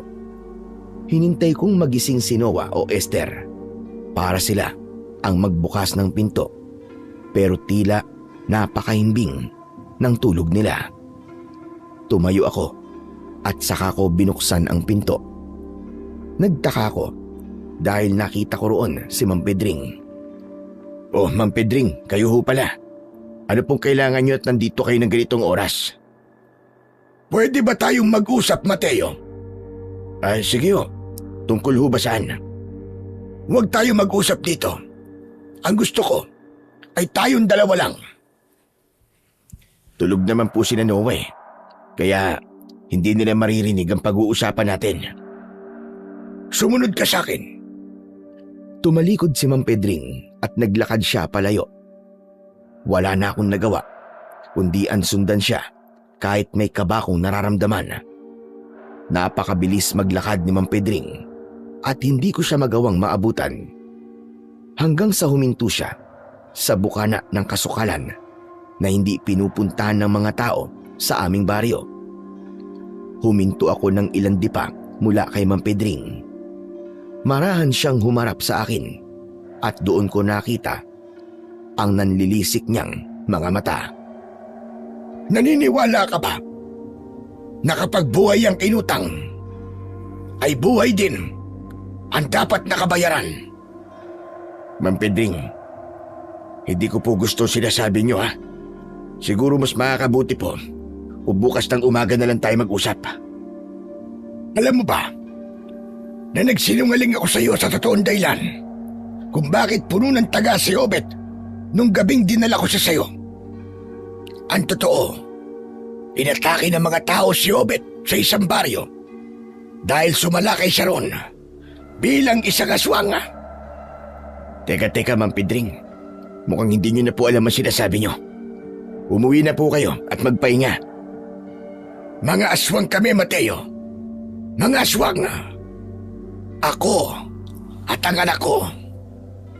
Hindi nyo nga lang yun napapansin dahil sa ibang lugar kami umaatake para pumatay ng tao. At gaya ng sinabi ko, sisiguraduhin ko na pagsisisihan mo ang ginawa mong pagpatay sa aking anak. Bahagya akong napaatras nang may napansin akong kakaiba kay Mang Pedring. Unti-unting nagbago ang kanyang itsura hanggang sa mula sa pagiging matandang lalaki ay naging isa siyang malahalimaw na nilalang. Mahaba ang kanyang mga kuko at matalim ang mga ngipin niya. Ang mga mata niya ay lumaki at naging mabalasik ang kanyang muka. Ito ang totoong ako, Mateo. Isa akong aswang na pumapatay ng mga tao para gawing pagkain. Pero iba ang gagawin ko sa'yo. Papahirapan kita. Unti-unti kitang papatayin hanggang sa ikaw na mismo ang magmakaawa sa akin. Natapusin ko na ang buhay mo. Ito ang kapalit ng pagpatay mo sa aking anak. Hindi kita mapapatawad. Mang Pedring, makinig ka sa akin. Hindi ko ginusto na mamatay si Obet. Sadyang hindi ko hawak ang buhay niya. Sana naman ay maintindihan mo yun. Galit na sumigaw ang aswang at saka siya tumakbo palapit sa akin. Nang dahil sa pagkabigla ko sa nangyayari, ay hindi ko magawang makatakbo hanggang sa sinunggaban ko ang aswang. Natumba ko at pumaibabaw siya sa akin. Bumaon ang matutulis niyang kuko sa magkabilaan kong balikat. Isang mahabang impit na sigaw ang pinakawalan ko. Nagkamali ka ng binangga, Mateo. Hindi mo alam kung ano ang kayang gawin ng isang amang aswang na namatayan ng kanyang anak. Pero parehas lamang tayo namatayan ng anak. Pero wala akong sinisisi sa nangyari, kundi ang sarili ko. Alisin mo ang galit sa puso mo, Mang Pedring. Hindi mo to kailangan gawin. Papatayin kita, Mateo. Ang kamatayan mo lang ang makakapag-alis ng galit na meron ako. Ngumanga ng malaki ang aswang. Akmang sasakmalin niya na ako nang may bumato sa kanya. Tinamaan ng maliit na bato sa ulo ang aswang, kaya luminga siya sa paligid. Tumayo ang aswang at hinanap niya kung sino ang bumato sa kanya. Hanggang sa nakita ko si Nathaniel na nakatayo sa hindi kalayuan. Dala niya ang latigo na puno ng tinik. Hoy, aswang! Ako ba ang hinahanap mo? Nathaniel, anong ginagawa mo rito? Umalis ka na, tumakbo ka na! Bilisan mo! Mang Mateo, gamitin mo tong latigo para labanan po ang aswang na yan. Ibinato ni Nathaniel sa akin ang latigo. At hindi ko alam kung may sariling buhay ba yun Dahil sakto na lumapag yun sa aking kanang kamay. Nang muling aatake sa akin ang aswang, ay wala na akong nagawa kundi ang gamitin ang latigo para labanan siya. Mabilis akong tumayo at bago pa siya makalapit sa akin, ay inihampas ko sa kanya ang latigo. Malakas na sumigaw ang aswang nang bumaon sa kanyang katawan ang mga tinik ng latigo. Kahit isang hampas lang yon, pero tila napakatinding panghihina na ang naibibigay nun sa kanya. Hindi ko po kayo gustong saktan. Nakikiusap ako sa inyo, Mang Pedring. Tumigil na kayo! Hindi ako titigil. Hanggat hindi ka nagiging isang malamig na bangkay. Babalikan kita, Mateo. At sa susunod nating pagkikita, papatayin na kita. Mabilis na tumakbo palayo ang aswang at agad siyang nawala sa paningin ko. Doon na lumapit si Nathaniel sa akin habang may malaking ngiti sa kanyang labi. Ang galing niyo po, Mang Mateo! Nagawa niyo pong itabo yung aswang. Sabi ko naman po sa inyo magagamit niyo po ang latigo na yan Buti na lang, itinago niyo po yan. Tama ka. Parang sandata nga talaga ito laban sa mga aswang. Kasi, nang hinampas ko to sa kanya, talagang nangina siya.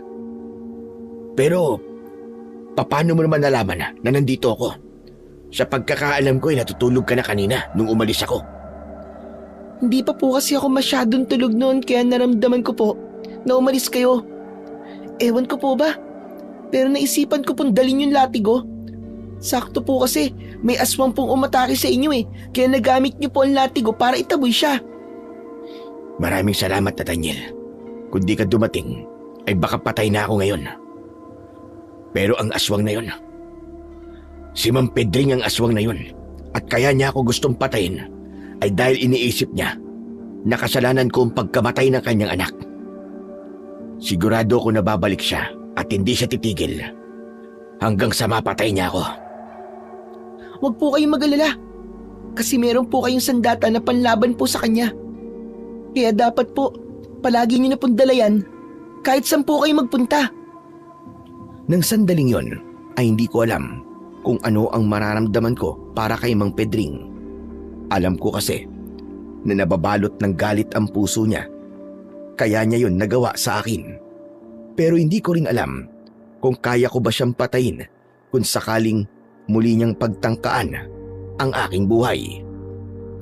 Kinabukasan ng umaga, habang nag-aalmusal, ay napansin ni Noah ang sugat sa aking magkabila ang balikat. Nang tanungin niya kung paano yon, ay naging matapat ako sa pagsagot sa kanya. Ikinuwento ko sa kanila ni Esther ang buong pangyayari at hindi sila makapaniwala nang isiwalat ko na isang aswang si Mang Pedring. Ano bang kalokohan niyang sinasabi mo, ha, Mateo? Paano naman magiging aswang si Mang Pedring? Ang tagal-tagal nang nakatira ng taong yun dito. Aba, wala namang kakaiba sa mga kilos niya. Hindi siya aswang.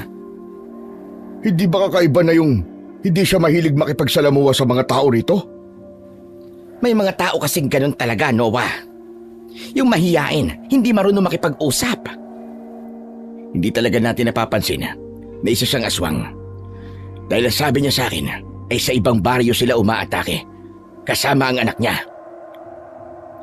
Nagsasabi po ng totoo si Mang Mateo. Maniwala po kayo sa kanya. Nandun po ako at nakita ko po na naging aswang po si Mang Pedring. Oh, bata na nagsabi, Esther. Hindi ba ang sabi mo nun ay hindi nagsisinungaling ang mga bata? Diyos ko, kung aswang nga talaga si Mang Pedring at gusto niyang patayin si Mateo, baka madamay tayo kasi dito siya nakatira sa atin. Naku, Mateo, ang usapan natin ay hindi ka magdadala ng problema dito sa pamamahay namin. Ano kaya kung umalis ka na lang dito? Ano ba't sinasabi mo? Mas kailangan ni Mateo ang tulong natin ngayon, kaya hindi mo siya pwedeng paalisin. At saka saan naman pupunta si Mateo kung aalis siya rito? Sa tingin ko, ay hindi makakabuti sa ating lahat kung aalis ako rito. Baka kasi kahit wala na ako rito, ay saktan pa rin kayo ni Mang Pedring dahil alam niya na malapit kayo sa akin. Mas mabuti ko nandito ko at para magawa ko kayong ipagtanggol. Ipagtanggol? At paano mo naman magagawa yon? Panggagamot at pagtatanim lang naman ang kaya mong gawin. Hindi ka naman isang manunugis na may kaalaman sa pakikipaglaban sa mga aswang. May aramas po si Mang Mateo sa pakikipaglaban sa mga aswang. Yung latig po niya na maraming tinik. Sa ako nakita niya lang po sana kung paanong nagawang itaboy ni Mang Mateo kagabi yung aswang gamit po yung latigo, ay iisipin niyo po na napakatagal niya na pong nakikipaglaban sa mga aswang. Maniwala po kayo sa akin. Sandali nga. Anong latigong may mga tinik? Nakita yun ni Nathaniel sa taniman ko ng mga gulay. Itinabi ko yun dahil sabi ni Nathaniel ay baka magamit ko yun at nagkatotoo nga ang sinabi niya. Nagamit ko nga ang latigo para labanan si Mang Pedring. Kaya Esther, nakikiusap ako sa'yo. Hayaan mo kung manatili rito sa bahay niyo. Matindi ang galit ni Mang Pedring sa akin at malaki ang posibilidad na idadamay niya kayo. Wala nang nagawa pa si Esther, kundi ang pumayag sa mga sinabi ko. Ramdam ko ang takot nila ni Noah ng sandaling yon at labis akong nakaramdam ng sundot ng konsensya dahil nadamay pa sila sa galit ni Mang Pedring sa akin. Pagkatapos naming mag-almusal, ay nag-asikaso na kami ni Nathaniel para pumunta sa taniman ng gulay.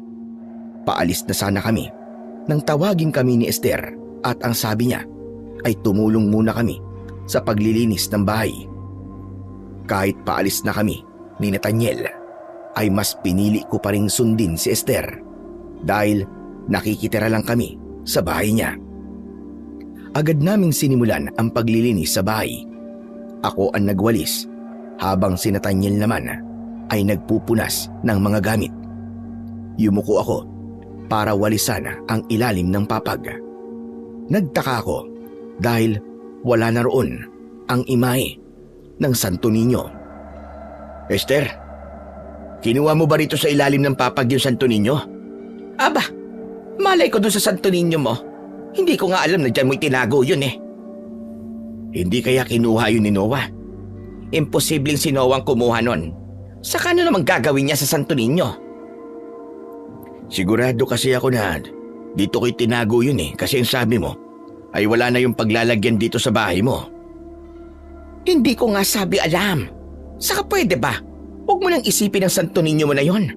Maglinis na muna kayo dyan para matapos na kayo. Mamaya mo na lang yun hanapin.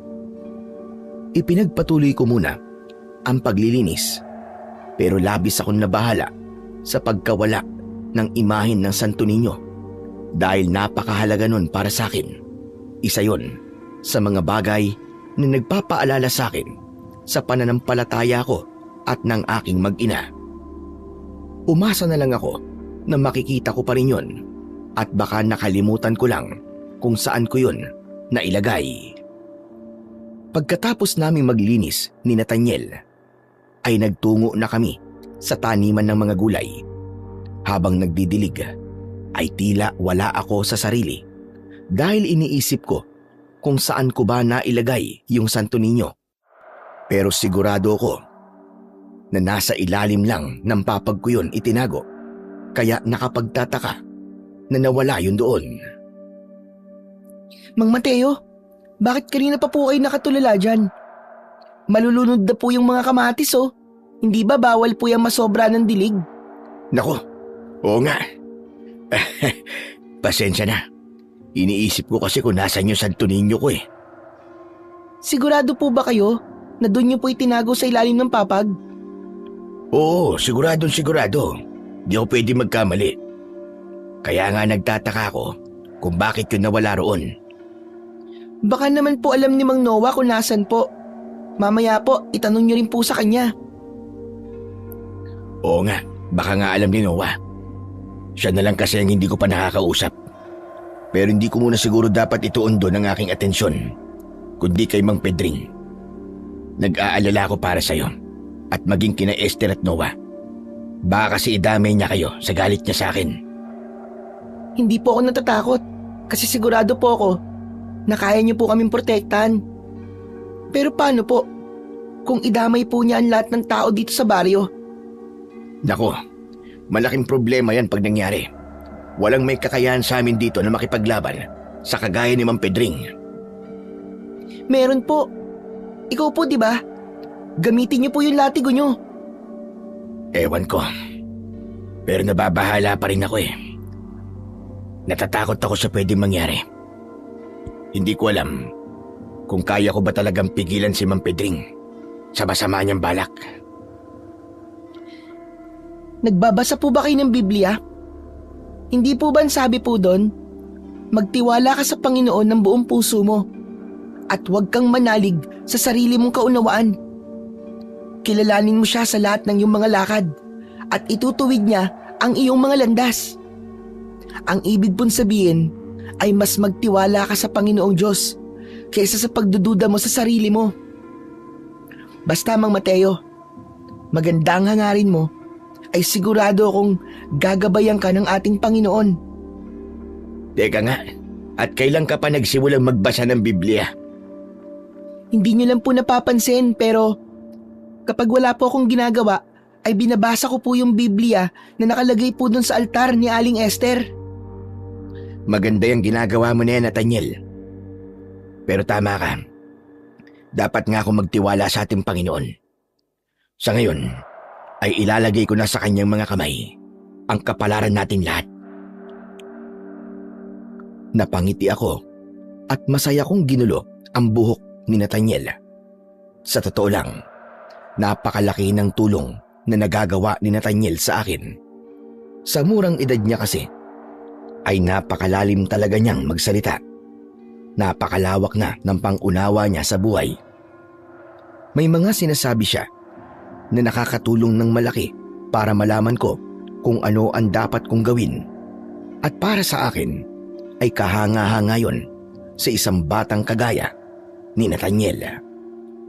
Sa mga sumunod na gabi, ay nabulabog ang aming baryo sa mga insidente ng pag-atake ng aswang. May isang muntik nang mamatay kung hindi pa siya nakasigaw para humingi ng saklolo. Nakiusap ako kina Esther at Noah na ipaalam nila sa aming kapitan na si Mang Pedring ang aswang. Alam ko kasi na kung ako ang gagawa nun ay walang maniniwala sa akin. Sa awa naman ng Diyos ay naniwala naman si kapitan kina Esther at Noah, kaya nagbigay siya ng babala sa mga tao tungkol kay Mang Pedring. Magmula rin noon ay hindi na namin nakita si Mang Pedring sa kanyang bahay, pero ramdam ko na nasa paligid lamang siya at naghihintay ng tamang pagkakataon para umatake. Nagdesisyon akong kumilos para protektahan ang mga tao sa aming baryo. Tuwing gabi ay lumalabas ako para tugisin si Mang Pedring at maiwasan na may masaktan nang dahil sa kanya. Palagi kong dala ang latigo dahil naniniwala ako na yun ang sandatang makakatalo sa aswang. Hanggang isang gabi, pagkalabas ko ng bahay ni Noah, ay agad kong nakita si Mang Pedring sa labas. Matalim ang mga mata niya habang nakatingin sa akin. Maging sina Noah at Esther ay nagimbal kay Mang Pedring. Ayan na nga ba ang sinasabi ko? Idadamay na tayo ni Mang Pedring. Tumigil ka na sa mga pinaggagawa mo, Mang Pedring. Kung galit ka sa akin, ay ako lang ang harapin mo. Huwag mo nang idamay ang mga taong walang kinalaman sa galit mo sa akin. Bakit hindi ko sila idadamay? Gayong alam ko na sa kabila ng panguhusga nila sa'yo, ay may malasakit ka pa rin sa kanila. Naisip ko na kung pati sila ay idadamay ko, mas lalo kitang masasaktan. Mas lalong mahihirapan ang puso mo. Pero, tapos na ako sa bagay na yon. Ang gusto ko nang gawin ay ang patayin ka. Huwag mo kong pilitin na labanan ka, Mang Pedring. Kahit paano ay may respeto pa rin ako sa inyo. Dahil matanda ka na. Alisin mo ang galit sa puso mo. Palayain mo ang sarili mo sa nakaraan. Pinatay mo ang anak ko, hayop ka! Hindi ko pinatay ang anak mo. Tanggapin mo sa sarili mo na may pagkukulang ka rin kung bakit nawala sa'yo ang anak mo. Masakit man para sa'yo na marinig yun, ay kailangan mo yung malaman. Kung nakinig ka lang sana sa akin, kung hinayaan mo sana kaming dalhin sa ospital ang anak mo, ay kasama mo pa sana siya hanggang ngayon. Pero sa bagay, mas mabuting ang namatay ang anak mo. Dahil sa bibig mo na mismo nang galing na pumapatay kayo ng mga inosenteng tao. Ginagawa nyo kaming pagkain at ang mga halimaw na kagaya nyo ay walang puwang sa mundong ito. Walang iya ka! Wala kang karapatang sabihin na mabuting mamatay ang anak ko. Mas lalo mo lang pinatindi ang galit ko sa'yo, hayop ka. Papatayin talaga kita! Papatayin kita, Batayo! Dahil sa malakas na boses ni Mang Pedring, ay sumilip ang mga tao sa bintana ng kanilang mga bahay at labis silang nagimbal nang nakita nila ang pag-aanyong aswang ng matandang si Mang Pedring. Mabilis na tumakbo ang aswang, pasugod sa akin, at walang takot ko siyang sinalubong. Hinampas ko siya ng latigo na puro tinik, pero nagawa niyang makaiwas. Tumalon siya sa kaliwa at sa kanya ko sinunggaban ng kanyang matatalas na mga kuko.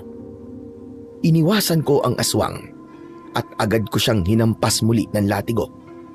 Lumatay ang latigo sa likod ng aswang, pero agad siyang humarap sa akin. Tumalon siya papunta sa akin at sa kanya ko kinalmot. Iniharang ko ang braso ko, kaya doon bumaon ang matutulis niyang kuko. Kitang-kita ko ang matinding galit sa mga mata ng aswang. At sigurado ko na hindi siya titigil hanggat hindi niya ako napapatay. Nang sandaling yun, masakit man sa kalooban ko, ay alam ko na kailangan ko nang wakasan ang buhay ng aswang na si Mang Pedring. Kung hindi ko yun gagawin, ay marami pa siyang papatayin at paraan ko na rin yun upang bigyan ng hustisya ang mga naging biktima nila ng kanyang anak. Inalis ko na ang pag-aalinlangan sa aking puso't isipan at mas naging buo ang kagustuhan kong wakasan na ang kasamaan ng aswang. Sumugod ako sa kanya at hinagupit ko siya ng latigo. Bumaon at gumuhit sa balat niya ang mga tinik ng latigo. Paulit-ulit ko siyang pinaghahampas hanggang sa halos maligo na siya sa sarili niyang dugo. Hindi nagtagal ay naghihingalong bumagsak sa lupa ang aswang na si Mang Pedring. Napakarami ng sugat niya sa kanyang katawan at sa itsura niya ng mga sandaling yon ay alam ko na hindi na magtatagal ang kanyang buhay. Habol niya na ang kanyang paghinga. Hindi! Hindi ito maaari! Hindi ako pwedeng mamatay! Kailangan pa kitang patayin! Kailangan kitang patayin, Mateo! Sayang ka, Mang Pedring. Handa pa sana kitang bigyan ng pagkakataon para magbago. Pero sadyang hindi ka marunong makinig. Yang ugali mo na yan ang palaging nagpapahamak sa'yo. Diablong buwang ka. Sa ilang saglit lang, isang napakalalim na paghinga ang pinakawalan ng aswang na si Mang Pedring. At napansin ko ang tuluyang pagkawala ng buhay sa kanyang mga mata. Makalipas ang ilang segundo ay hindi na siya gumalaw at sigurado ko na sa pagkakataong yun ay patay na ang aswang. Tapos na ang takot ng baryo sa aswang na si Mang Pedring. Ang pagpatay ko sa aswang na yon ang naging daan upang bumalik ang tiwala at respeto ng mga tao sa akin sa baryo. Alam ko na nakita nila na handa kong ialay ang sarili kong buhay para sa kanilang lahat. At bilang paraan ng pagbawi ng mga tao sa panghuhusga nila sa akin, ay nagpresenta sila na itayong muli ang aking bahay. Nang dahil sa pagtutulungan nilang lahat at sa tulong na rin ni Kapitana, ay mabilis yung naitayo hanggang sa dumating ang araw na babalik na ako sa bahay ko kasama ang batang si Nathaniel. Paring Noah, Maring Esther, salamat sa pagtulong niyo sa amin ni Nathaniel, ha. Tatanawin ko yung isang malaking utang na loob sa inyo. Hindi ko yun makakalimutan habang ako'y nabubuhay. Paring Mateo, mangyaring kasi, gusto ko palang humingi ng tawad kung hindi naging maganda ang pagtrato ko sa iyo. Pasensya ka na kung palagi kitang nabubungangaan. Patawarin mo talaga ako, Mateo. Ano ka ba, Mare? Naiintindihan ko yun. Baliwala sa akin yun. Tsaka, kalimutan na natin ang lahat ng yun. Para sa akin, ay tinulungan niyo pa rin ako. At yun ang isang bagay na hindi ko makakalimutan. O paano, pare? Mare, aalis na kami ni Nathaniel. Maraming salamat ulit sa inyong dalawa. Nathaniel, tara na, uwi na tayo. Masaya kaming naglakad ni Nathaniel habang dala ang isang bag na naglalaman ng mga damit namin at ilang mga gamit. Hindi pa rin ako makapaniwala na tapos na ang problema namin sa aswang na si Mang Pedring at bumalik na rin ang dating trato ng mga tao sa akin. Alam mo, Nathaniel, ngayon ay alam ko ng dahilan kung bakit nawala sa akin ang asawa at anak ko. Hindi dahil sa walang pagmamahal ang Diyos sa akin o gusto niya akong parusahan. Kailangan yung mangyari para matapos na ang kasamaan at pagpatay ni Mang Pedring at Obet. Masakit man na hindi ko na makakasama ang mag-ina ko. Pero masaya ako kasi alam ko nakapiling na sila ng ating Panginoon. At yun ang pinakamahalaga sa lahat. Masaya po ako na nahanap niyo na po ang dahilan kung bakit hinayaan po ng ating Panginoon na pagdaanan niyo po ang lahat ng yon. At ngayon, habang buhay na tayo magkakasama, Nathaniel, simula ngayon, ako na ang tatay mo at ikaw na ang bago kong anak. Talaga po? Naku, maraming salamat po, Mang Mateo. Saka, oo nga po pala. Gusto ko po magpasalamat dito sa sando at sa t-shirt na binili niyo po sa akin kahapon sa bayan.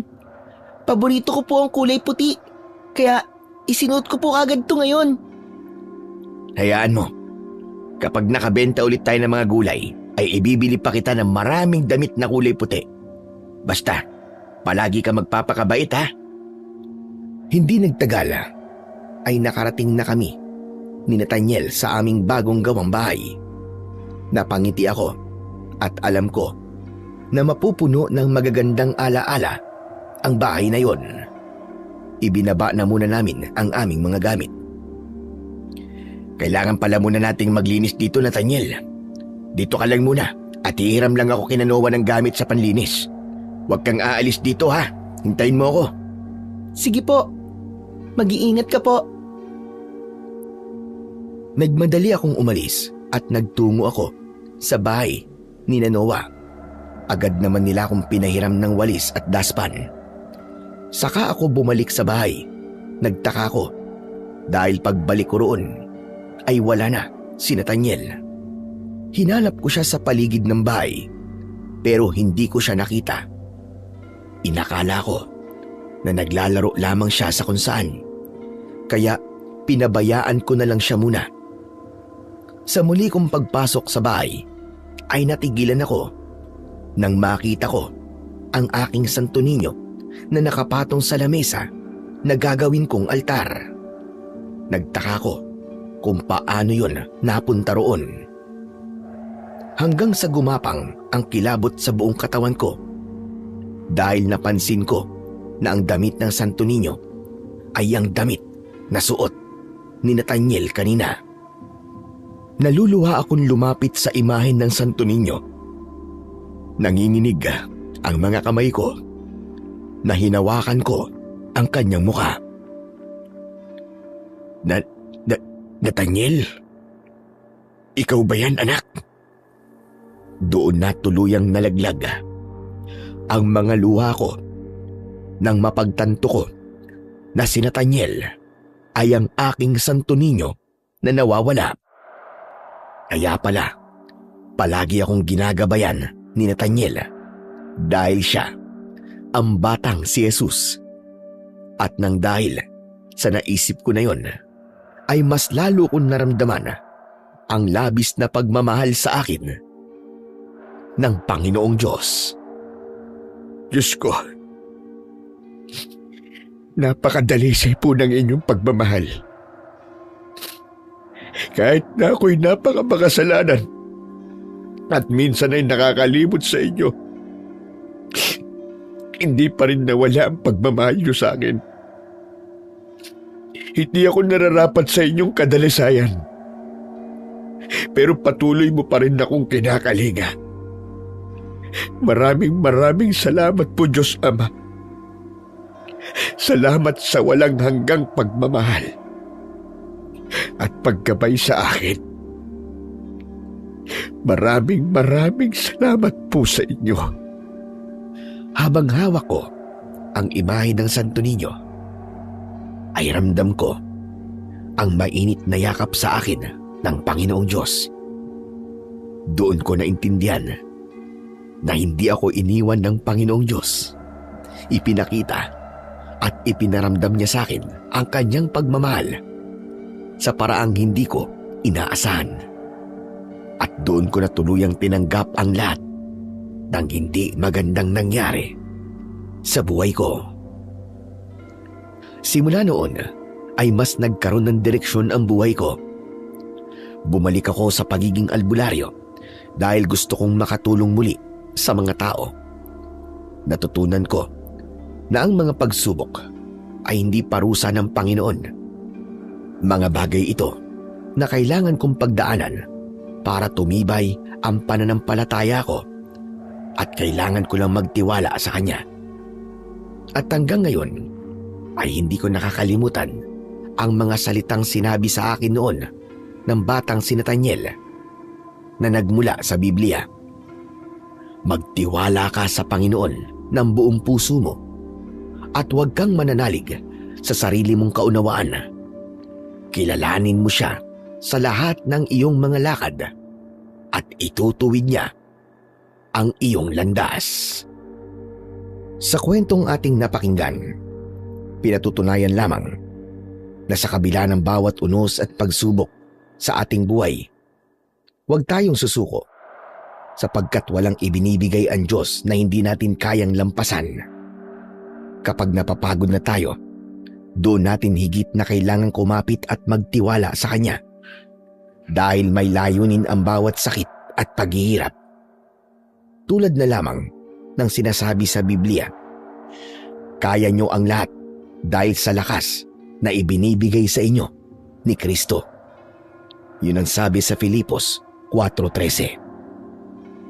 Sa bawat luha at pagbangon, tandaan natin na hindi niya tayo iiwan kailanman.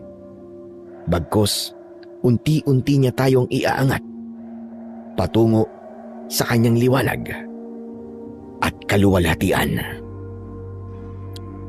Maraming salamat po sa walang sawa niyong pagsuporta at pakikinig sa aking mga YouTube channel.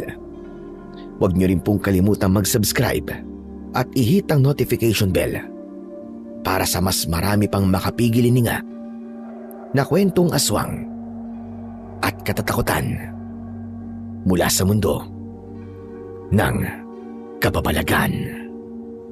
Hanggang sa muli po at pagpalain kayong lahat ng ating Panginoong Diyos na siyang pinakamakapangyarihan sa lahat.